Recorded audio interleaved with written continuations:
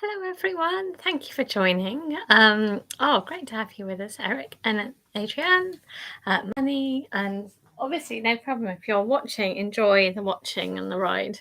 I've thought I'd keep it again a little bit of a surprise because I rather like mystery folds, and it'll be the next fold that I've recorded as well. So obviously, grab yourself some paper. I think for this one, just to say it's going to be an animal fold. I do less animal folds, but I just felt, hello, Stephen, lovely to have you with us. Thank you for joining. I do less animal folds, but I thought this one was rather lovely, and I thought I'd challenge myself. So it's a traditional fold from Japan, and it actually comes from a gorgeous little book that was just given. I just found so charming.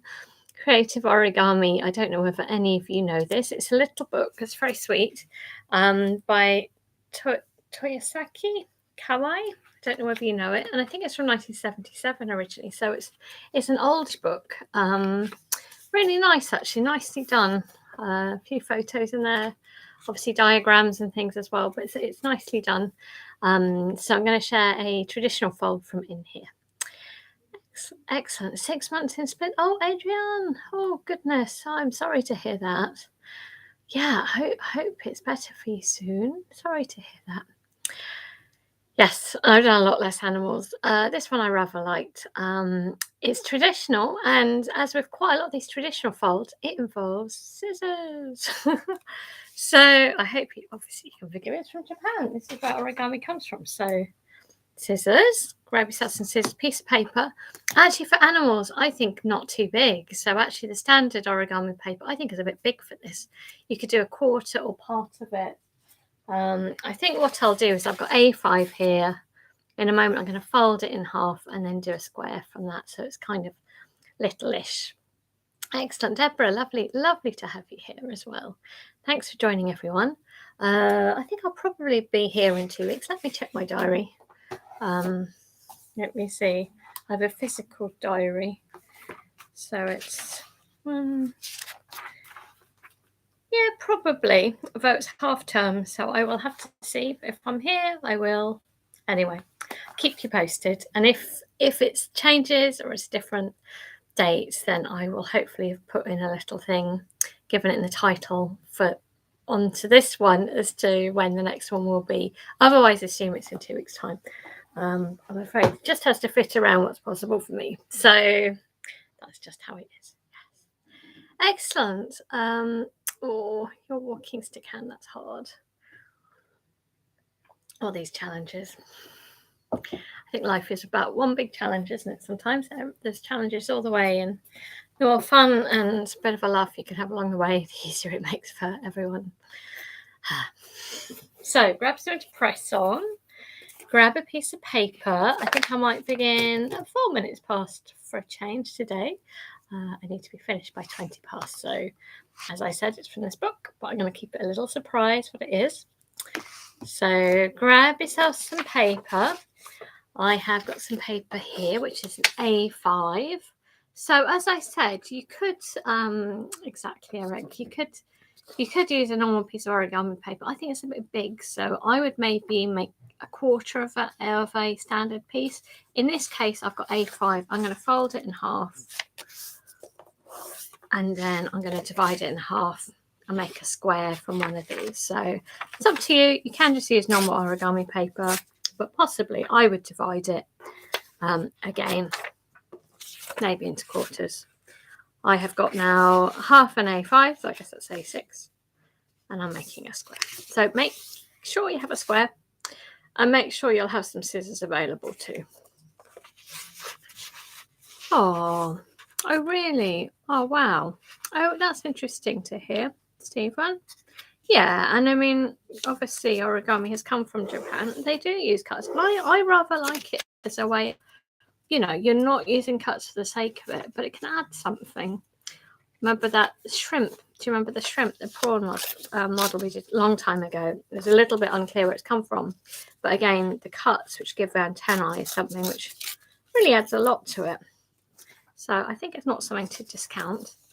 I know it's great that, we have a challenge of trying to do everything within one piece of paper, which is brilliant. But, why not? Great.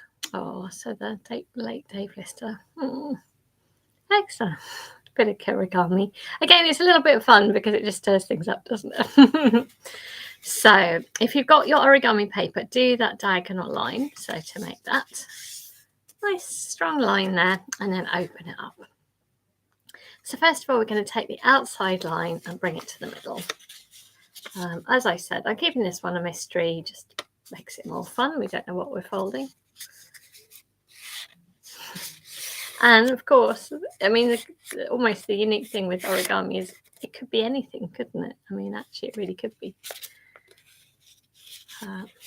Can't actually tell what you're making because it could go so many different directions, and maybe it's a good starting point for you to play with as well. So I've just taken the two sides, bottom to middle. I might just check. It was a little bit harder in the camera. Very strange at the moment where we live. I was a bit distracted because there's such a big, various different road people have turned up, and they seem to be pulling out all our lamps from our little, where we live, in a little kind of close. Why?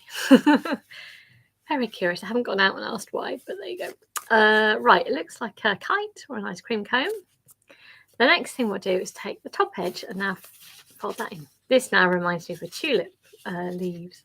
Lovely, brilliant, standing up tulip is a really good one. There we go. Outside to the middle. Oh. Did you have your lamps taken out as well, Adrian? Oh, very strange. Why would lamps be taken out? It's going to be a bit scary at night. We can't see anything. Yay, Penny! I hope all has gone well. Lovely to have you here. Thank you. So Penny, I'll keep it a mystery. And I don't know, Penny, whether you know this book, but I thought it was rather lovely. I was recently given this by a very kind origamist in the Netherlands who came over to see her beautiful pieces in our hospital. She so kindly donated an amazing collection. So it's from there. So yeah, Penny, grab yourself obviously a piece of paper. Fold it in half, diagonal line, bring the bottom edges or whichever edges to that diagonal line, one lot, and then the top lot to the middle. Right. You may just about catch up. If not, watch later on. So as it is now, just fold back along that line so that these pieces are on the outside. There we go. Like so. So you've got something that looks like this. Yeah. So yeah, smaller. I don't know. I just think animals look better smaller. Unless you do go huge, which is obviously great fun. But I tend to think they look nice little if you can. Yes. So maybe our lamps, the whole thing has been taken out, it seems like, which seems quite radical. I don't know what's going on. It's a little bit of a spectacle going on outside. Oh, it's hard to drag myself online. Right, we're going to take the bottom edge and we're going to fold upwards just along that line that we've already got. So all I'm doing is a little folding upwards, closing like that. Now undo it. Am I giving you all enough time? Is that okay? So all you've done is a fold there. Right. Now open up the outside there and we're just going to pull it up and squash it down so it's following the line that you've had. So let me just show you one more time. So it's like this, and I'd fold it up there to give a little bend line, and then I've opened it up and I've brought it up and closed it in on itself. So hopefully it looks something like that. And you can see that it could become, I don't know, it makes me think of a squirrel as well. It makes me think you could do lots of different things with this shape. Of course, it could be like a flower stem as well, couldn't it? Anyway, many things you could do with this, I'm sure. Good shape. So our next step, you're going to need those scissors in just a second, is to open up these kind of flaps at the front. Oh, she says, is there a flap? Yes, there is a flap. There's a flap there, and then obviously do the same on the back. So it's like so. That's it. So we're going to do one cut in a moment here, which will help it become a foot. Now, what angle? So I found not to go too upwards, more across, because you want to make a foot. So something like that. like that. You can see that's that diagonal line. I've done a cut which has gone all the way through, and then with this bit that's sticking up, fold it down like that, and then do the same obviously at the back so that they match. So you've got two little feet there. Hopefully that's working. Your little feet. Is that good for you? Yeah, it's funny. I thought our lamps had changed to LED ones already. Strange. I don't know what's going on. Anyway, time will tell. Right, we're going to do one more cut. So there's two cuts for this. So that's to allow for the feet. The next cut is to allow for something behind the head. So, gosh, another again, it's a bit of a guesstimate. Something like that. But to that line and sort of that kind of angle and sort of that kind of height. It will vary. Don't worry about it. So have you got that there? And now close in the flaps and push in. Push that bit, she says, did I cut all the way through? So that this will stick out. Like so. Can you see? Oh, really? Maybe it's a nationwide. What is going on? How funny. How funny, Adrian, with thinking about that too. So did you see? So it was that cut that I'd given. And then sort of, I guess maybe it's easier actually at this point to push it through so it will stick out. I didn't find that easy. And then closing that flap up, and it should give that sort of shape. Is that working for you? So we're just going to give it a bit of beak, maybe. Yes. Oh, hello, June. It's lovely to have you here. It's been a little while. I hope you're getting on well with your studies and school, and I hope things are good in India. So we're going to take the top piece, and we're just going to bring it down to try to make a little beak. So I'm just pushing in there to make a little beak, something like that. That will do, but there's a little bit at the back. Yeah. Right, we're going to work on the tail. Are you all with me? Is it all working? Yep. So I might have it a bit more at that angle. Maybe make sure your tail sticks out that sort of angle. That looks better, actually. So we're going to do one fold, first of all, about that sort of angle. Oh, good. There we go. So I just fold it, I guess, from about the neck, that sort of angle. Again, it's just a guesstimate.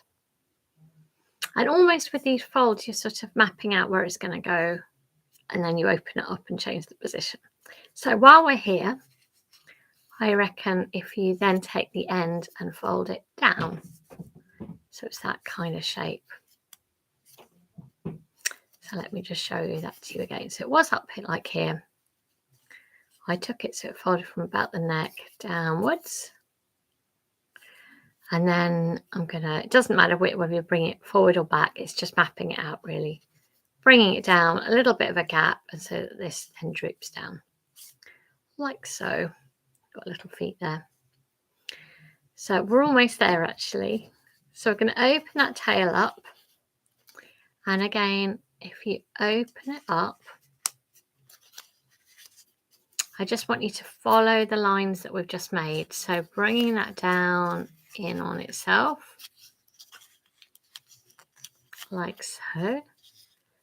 So down like that, and then the next one.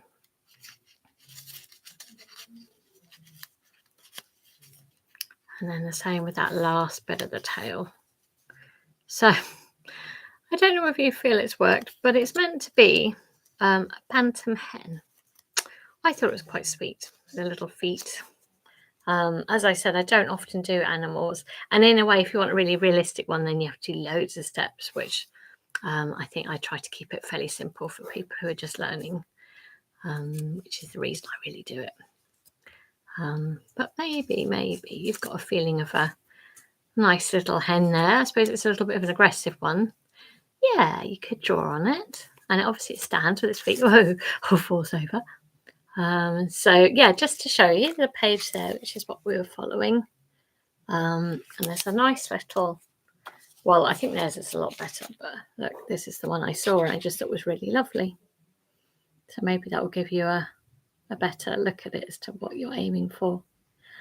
Yeah, colour would be really good in there too. Oh, experiments. You could do a little bit of nice shading and but yeah, little hen, little simple one, but sweet, and it's quite nice, those little cuts. But I loved how it was a traditional one. So yeah, the head I find the most variable, but I'm still a little bit. I think their one is superb, isn't it? That's what it should look like. Anyway, I hope you've enjoyed it. Hopefully I'll be back in 2 weeks, but it's half term, so I might have to see. So I will keep you posted, and if it's a different day, then I will let you know, and it may be so. So if you look at this video afterwards or later, closer to the time, and I will try to title it as to when the next date is. Yeah. So yeah, wishing you a good couple of weeks. Oh, wondrous things happen by accident. That's true. Oh, your head has a tear and it's produced a lovely little comb on its head. A happy accident. Oh, that's lovely to hear. Yeah, I always thought my first head was the best. Sometimes it can just work better than other times. Look after yourselves, everyone. I hope you enjoyed that. Take care. Bye-bye.